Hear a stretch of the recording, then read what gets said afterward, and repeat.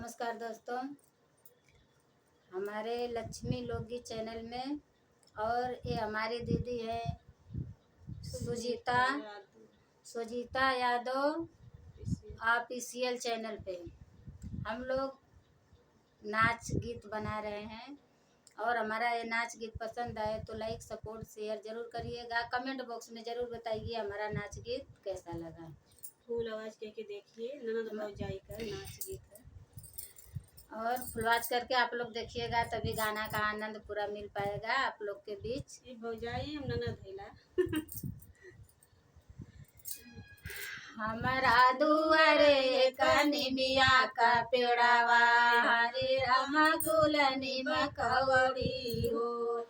हमारा दुआरे कनिमिया का पेड़ावा, हरे रामा कुलनी बकवड़ी हो। पहिले पहिले हम गैली गवनवा, हरे रामा धैले अली सासू के गोर। पहिले पहिले हम गैली गवनवा, हरे रामा धैले अली सासू जी के गोर। सासुरानी हमारा के ऐसल आशीषा, हरे बहनी पहिले बेटा हुए हो। सासुरानी हमरा के ऐसन आशीषा, हरे बहनी पहिले बेटा हुए हो।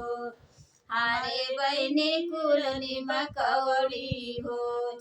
हमारा दुआरे कनिमिया का पेड़ावा, हरे रामा कुलनी बकवड़ी हो।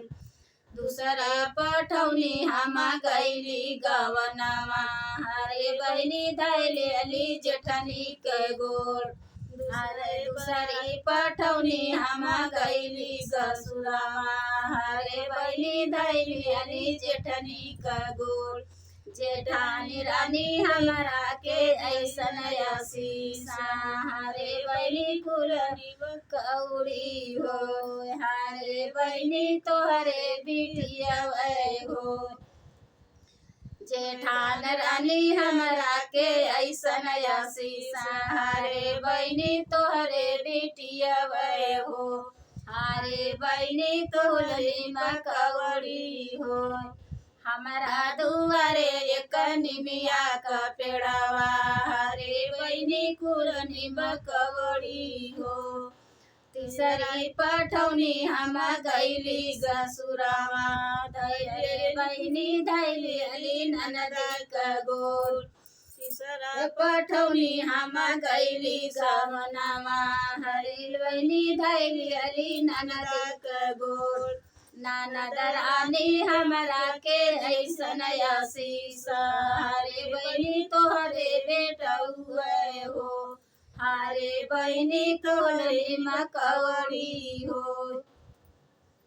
हमारा नाच गीत पसंद आए तो लाइक सपोर्ट शेयर जरूर करिएगा। कमेंट बॉक्स में जरूर बताइए आप लोग हमारा ये नाच गीत कैसा लगा।